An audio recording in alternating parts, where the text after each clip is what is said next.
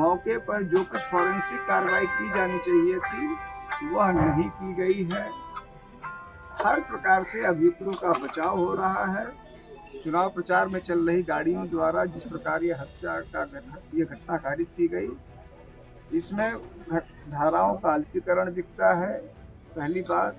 दूसरी बात, यह संभव है कि असम मुलजिम को बचाने का प्रयास हो रहा हो। कल तक यह दिखाया जा रहा था कि इसका मात्र 20 अप्रैल 2022 तक इसका इंश्योरेंस था और रातों रात इसका इंश्योरेंस बढ़ा के 20 अप्रैल 2025 कर दिया गया है।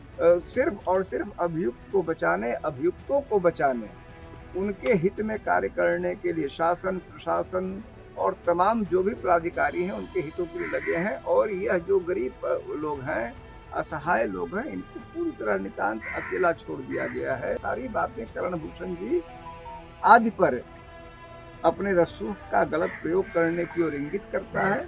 मैं चाहूंगा कि इन मामलों की जांच हो। कल दुर्घटना में 2 युवकों की दर्दनाक मौत हो गई थी। आज उनके परिवार से आप मिलने पहुंचे थे, क्या जानकारी हासिल की है आपने, क्या त्रुटि रह गई थी और क्या कार्यवाही आगे के लिए आपने बनाई है? मौके पर आके जो प्रमुख बात ज्ञात हुई है वो यह है कि इस प्रकरण को जिला और पुलिस प्रशासन ने बहुत ही लाइटली और अभियुक्त गणों के पक्ष में लिया है। प्रकरण प्रथम दृष्टया निश्चित रूप से गैर इरादतन हत्या का दिखता है, जिसमें बहुत ही तेज रफ्तार चुनावी मामले में चुनाव प्रचार में चल रही गाड़ियों द्वारा जिस प्रकार ये घटना कारित की गई, इसमें धाराओं का अल्पीकरण दिखता है, पहली बात। दूसरी बात, यह संभव है कि असम मुलजिम को बचाने का प्रयास हो रहा हो। तीसरी बात कि मौके पर जो कुछ फॉरेंसिक कार्रवाई की जानी चाहिए थी वह नहीं की गई है। हर प्रकार से अभियुक्तों का बचाव हो रहा है। घटना को लेके पुलिस प्रशासन की गंभीरता नहीं है। इन तमाम तथ्यों को यहाँ जो पीड़ित पक्ष है उनके परिवार वालों ने कहा है, जिस पर हमने उनसे अनुरोध किया है सही तथ्यों को अधिकारियों तक पहुँचाने का। इसके अलावा हमारी यह भी मांग है कि इस मामले में भारत निर्वाचन आयोग अपनी ओर से या प्रत्याशी की ओर से प्रत्येक मृतक को कम से कम 1-1 करोड़ रुपए का मुआवजा अवश्य दे, क्योंकि यह प्रकरण सीधे चुनावी कार्यक्रम के दौरान घटित हुआ है। ये कैसे आपको लगा कि जो मुख्य अभियुक्त है उसको बचाया जा रहा है, क्या लगा आपको, कैसे आपने पाया? जो अभियुक्त पकड़े गए हैं उनके बारे में यह कहा जा रहा है कि उसे कोई खरोंच, कोई चोट नहीं आई है। इतना बड़ा हादसा हुआ तो इस बात की पूर्ण आशंका मानी जा रही है कि उसके शरीर पे चोटें होती, लेकिन अचानक से जैसे पुलिस ने बिल्कुल अचानक से किसी को सामने प्रस्तुत कर दिया, जिसको देख के लग रहा है कि बहुत अधिक संभावना है कि वास्तविक अभियुक्त कोई और हो और इसको बलि के बकरे के रूप में प्रस्तुत किया गया हो। अमिताभ जी, जैसा कि बताया जा रहा है बार बार कि इस पूरे प्रकरण में काफिला था और उस काफिले में नाम आ रहा है कैसरगंज से बीजेपी प्रत्याशी करण भूषण सिंह का, कि उनके काफिले की गाड़ी से ये पूरा मामला हुआ, पूरी दर्दनाक जो मौत हुई वो हुआ। आज करण भूषण सिंह ने मीडिया के सामने बयान देते हुए कहा कि उनका काफिला काफी आगे निकल चुका था, एक गाड़ी उनकी थी जिससे ये दुर्घटना हुई। हालांकि पहले वो महिला इन बच्चों से टकराई, एक महिला थी, उसके बाद इस गाड़ी से टकराई। और उन्होंने ये भी कहा कि वो वहाँ पोस्टमार्टम भी कराने गए, उनके लोग भी थे मौजूद, आए मौके पर, और जो मृतक बच्चे थे, युवक थे, उनको अस्पताल लेके गए। उनकी पूरी संवेदना है। तो उनका ये कहना है कि उनकी गाड़ी आगे काफी निकल चुकी थी, वो एक कार्यक्रम में जा रहे थे जहाँ वो पहुंचने वाले थे।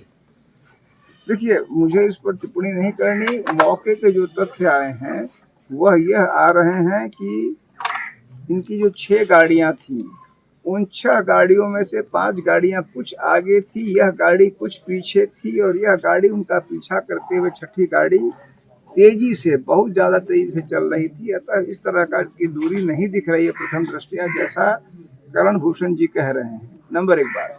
नंबर 2 बात, इस पर पुलिस एस्कॉर्ट लिखा हुआ है, यह इस पूरे प्रकरण को संदिग्ध बना रहा है।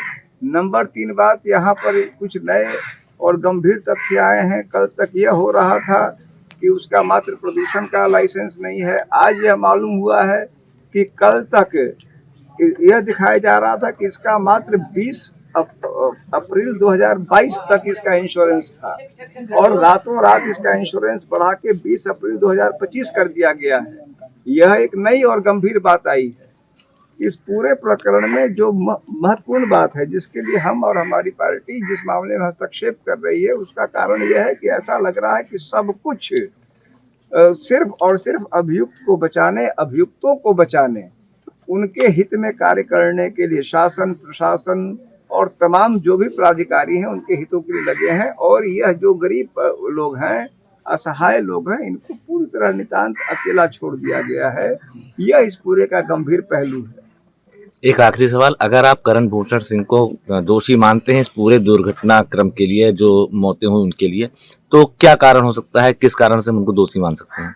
मैंने यह नहीं कहा कि करण भूषण सिंह ही ड्राइवर होंगे, यह मैंने नहीं कहा, लेकिन निश्चित रूप से उनके काफिले के में जिस प्रकार से गाड़ियां चल रही थी, इस घटना के नहीं तो क्या 6 गाड़ियों की परमिशन थी, नहीं थी, स्पीड क्या था, उनके ही इंस्टीट्यूशन की यह गाड़ी है, उस पर पुलिस एस्कॉर्ट लिखा हुआ है। और अब जो नई बात आ गई है कि इंश्योरेंस भी बताया जा रहा है कि 2022 से 25 हो गया, तो ये सारी बातें करण भूषण जी आदि पर अपने रसूख का गलत प्रयोग करने की ओर इंगित करता है। मैं चाहूंगा कि इन मामलों की जांच हो और वास्तविक स्थितियां सामने आएं।